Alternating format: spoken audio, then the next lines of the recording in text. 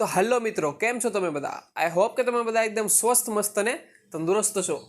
Okay, હવે આપણે જોઈએ સીએનસી મશીનના મહત્વના ભાગ. બરાબર, સીએનસી મશીનનું ઇન્ટ્રોડક્શન આપણે જોઈ લીધું આની પહેલાના વિડીયોમાં. જો ન જોયું હોય તો ફટાફટ આપણે આઈ કાર્ડમાં પણ છે અને ડિસ્ક્રિપ્શનમાં પણ લિંક છે, તો ફટાફટ જઈને જોઈ લ્યો. આ બીજો ભાગ છે સીએનસી મશીનના મહત્વના ભાગો. બરાબર, સીએનસી મશીન તો આપણે જોઈ લીધું કે કોને કહેવાય. બરાબર, હવે એના ભાગ કયા કયા, એની અંદર શું શું આવે એ જોવાનું છે. બરાબર, તો જનરલી એની અંદર સીએનસી મશીનની અંદર મેઇન 3 ભાગ છે, મહત્વના 3 ભાગ છે. બરાબર, એમાં પહેલું છે હેડ સ્ટોક,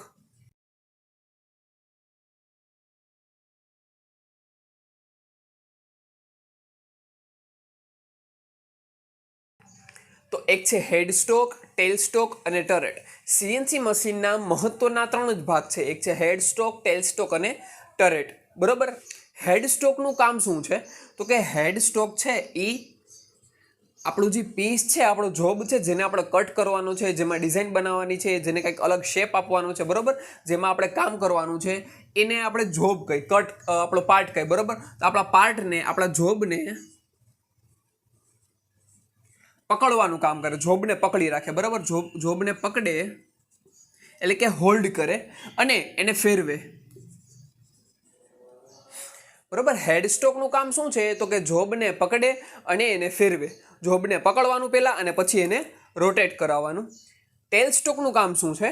તો કે ટેલ સ્ટોકનું કામ એ છે કે જે માની લ્યો કે મારો એક જોબ છે, એક શાફ્ટ છે, મોટી લાંબી શાફ્ટ છે. બરાબર, જેમાં મારે કામ કરવાનું છે, એને કટ કરવાની છે, એમાં શેપ બનાવવાનો છે. બરાબર, એને નાની કરવાની છે કે કોઈ પણ કામ છે એના ઉપર, તો મોટી શાફ્ટિંગ છે. હવે આ બાજુથી હેડ સ્ટોક એને પકડી લીધી. બરાબર, પણ હવે એની લંબાઈ હેડ સ્ટોકના જેનો ડાયામીટર છે એના કરતાં બહુ મોટી છે. એનો મતલબ કે આવી છે, આ મારી શાફ્ટ છે, એનો ડાયા નાનો છે અને એના કમ્પેરમાં એની લંબાઈ બહુ મોટી છે. બરાબર, લંબાઈ બહુ મોટી છે, તો એ આમ સીધી સ્ટ્રેટ રહી શકશે નહીં. તો શું થશે? તો કે જો એમાં કંઈક આવું થશે કે આ જે શાફ્ટ છે ને એ સ્ટ્રેટ નહીં રહે, સ્ટ્રેટની બદલે છે ને આવી થઈ જશે. જો આમ જેમ જેમ આગળ જશે ને આમ નમતી જશે હરવે હરવે. આમ દેખાય છે આકૃતિમાં થોડી થોડી.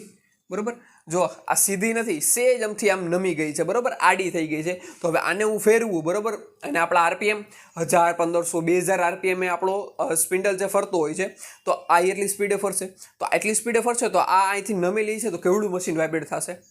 બરાબર, અને ઘણા બધા કેસમાં તો આ છટકીને પણ બહાર આવી જાય. ઓકે, તો લાગી બાગી શકે. તો આ છે એ આપણે ચાલે નહીં, વાઇબ્રેશન એ ચાલે નહીં. બરાબર, તો અહીંયા મારે એને કાંઈક સપોર્ટ આપવો પડે જેથી આ આમ નમે નહીં, એની સીધી રહે, સ્ટ્રેટ રહે. બરાબર, તો આ સપોર્ટ આપવા માટે થઈને છે ને અહીંયા ટેલ સ્ટોક આપેલું હોય કે આ શાફ્ટિંગની અંદર એ છે ને નાનકડો અમથો હોલ કરેલો હોય આ ટાઈપનો, જેથી આ છે ને એની અંદર પરફેક્ટ બેસી જાય અને એને સપોર્ટ આપે.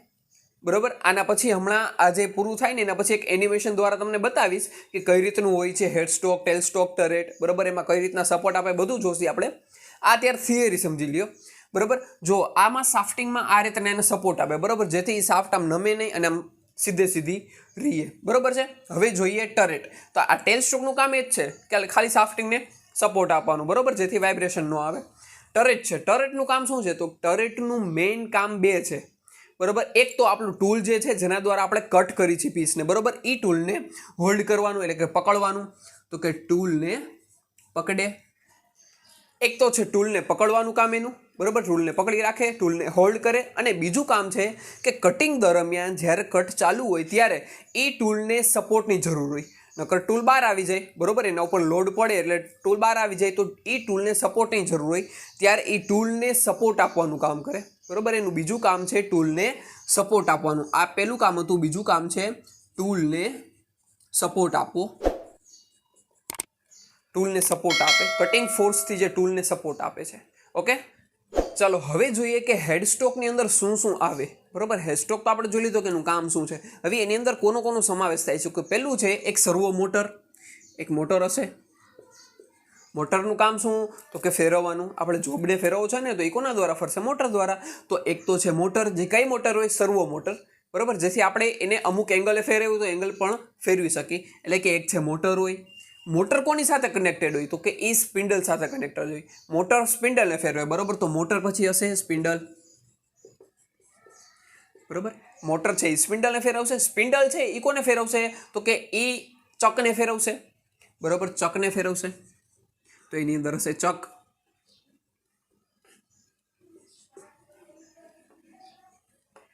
બરાબર છે, મોટર, સ્પિન્ડલ અને ચક. હવે ચક છે, ચકમાં આપણે આપણું જોબને પકડાવીએ તો એ પકડાય કોના દ્વારા?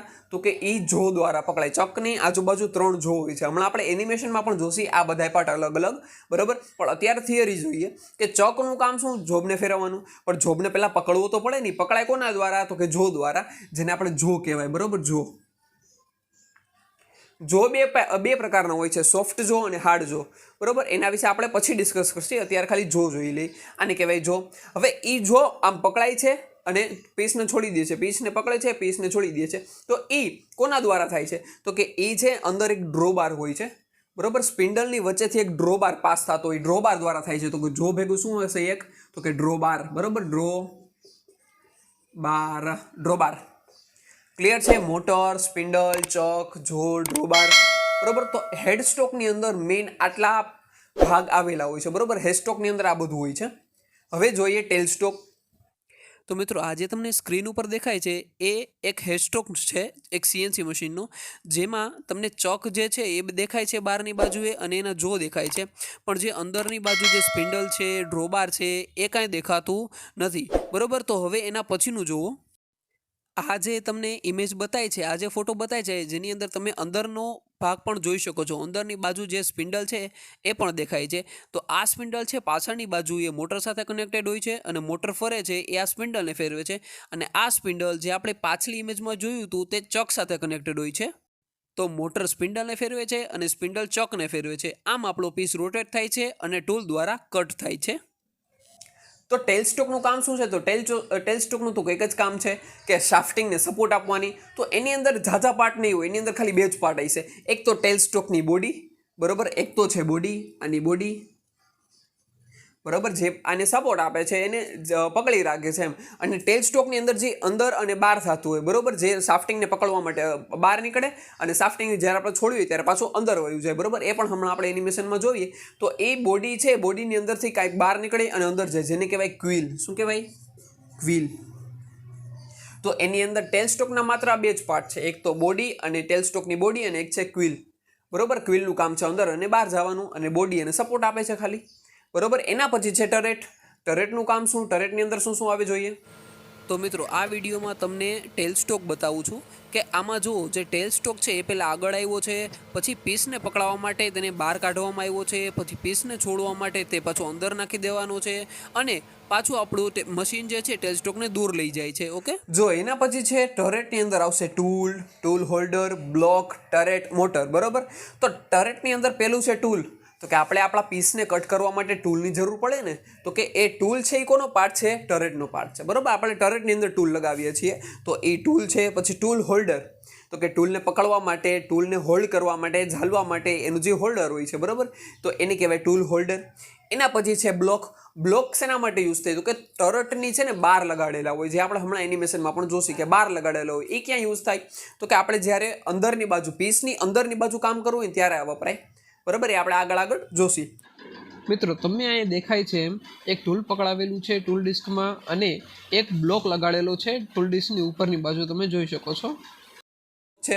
પછી છે ટરેટ મોટર. ટરેટ મોટરનું કામ શું? તો કે હવે એક ટરેટની અંદર 8 ટૂલ હોય, બરાબર. ટરેટની જે ટૂલ ડિસ્ક હોય છે એની અંદર ઘણા 8 ટૂલવાળી ટૂલ ડિસ્ક આવે છે, 12 ટૂલવાળી આવે છે, 18 ટૂલવાળી આવે છે. એટલે આપણી જેવી રિક્વાયરમેન્ટ એ પ્રમાણે આપણે નંબર ઓફ ટૂલવાળી ડિસ્ક આપણે લઈ છે, બરાબર. તો જનરલી નાનામાં નાની ડિસ્કની અંદર 4 ટૂલ આવે છે, બરાબર. 4 ટૂલ, 8 ટૂલ. તો એ રીતના માની લો કે પહેલા ટૂલનું કામ પૂરું થઈ ગયું, તો આપણે એને બીજું ટૂલ બોલાવવું પડે, ત્રીજું ટૂલ, ચોથું ટૂલ, પાંચમું ટૂલ, બરાબર. એવી રીતે અલગ અલગ ટૂલ બોલાવવા પડે. તો એ કોના દ્વારા થાય? ટરેટ મોટર દ્વારા, બરાબર. ટરેટ મોટરનું કામ શું હતું કે આપણે બીજું ટૂલ બોલાવીને એટલે એ મોટર એટલા જ એંગલ સુધી ફરે જેથી બીજું ટૂલ આવી જાય, પછી ત્રીજું ટૂલ આવી જાય, ચોથું ટૂલ, એવી રીતે આમ ફર્યા રાખે, બરાબર. જેટલા આપણે રિક્વાયરમેન્ટ પ્રમાણે આપણે ટૂલ બોલાવી. જેમ કે પહેલા નંબરનું છે, હવે હું એમ કહું કે મારે 6 નંબરની ટૂલની જરૂર છે, તો 6 નંબરનું ટૂલને હું કોમ્પ્યુટર સ્ક્રીનમાં નાખું કે 6 નંબરનું ટૂલ, બરાબર. એટલે એ ફરી અને 6 નંબર ટૂલે આવીને ઊભું રહી જાય. તો એને કેમ ખબર પડી કે આટલું જ ફરવાનું છે? અને કઈ રીતના એ ફર્યું? તો કે ટરેટ મોટર દ્વારા ફર્યું છે, કેમ ફરવાની ખબર પડી એ આપણે આગળ જોશે. આપણે કંટ્રોલરમાં નાખવાનું, કઈ રીતના નાખવાનું એ બધું આપણે પ્રોગ્રામિંગમાં જોશું. બરાબર. આ છે ટર્રેટ મોટરનું કામ. બરાબર. એને ફેરવવાનું ટર્રેટની ટૂલ ડિસ્કને આપણે અલગ અલગ ટૂલ બોલાવવા માટે. તો આ છે હેડસ્ટોક, ટેલસ્ટોક અને ટર્રેટ. આ છે એના મેઇન પાર્ટ અને આ છે એના સબ પાર્ટ, કે આની અંદર આવે છે, આની અંદર આ આવે, આની અંદર આ આવે છે.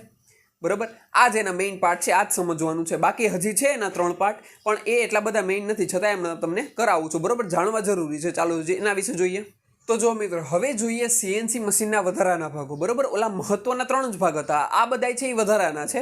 બરાબર. પણ આપણે સમજવા તો જોશે ને કે આની અંદર આવે છે, એના બટન એ હોય છે અલગથી સ્ક્રીનમાં, તો આપણે જાણવું તો જરૂરી છે કે આ શેના માટેના છે. તો એ જોઈએ કે સીએનસી મશીનના વધારાના કયા કયા ભાગો છે. તો એમાં પહેલું છે લુબ્રિકેશન સિસ્ટમ, બીજું છે હાઇડ્રોલિક સિસ્ટમ, ત્રીજું છે કુલન્ટ. બરાબર. તો આ લુબ્રિકેશન સિસ્ટમનું કામ શું? તો કે આપણે મશીન કન્ટિન્યુ ચાલુ છે. બરાબર. આપણે કેમ આપણી 2 વ્હીલ છે, 4 વ્હીલ છે, એની અંદર ઓઇલ નાખવું જરૂરી છે. ઓઇલ શું કરે?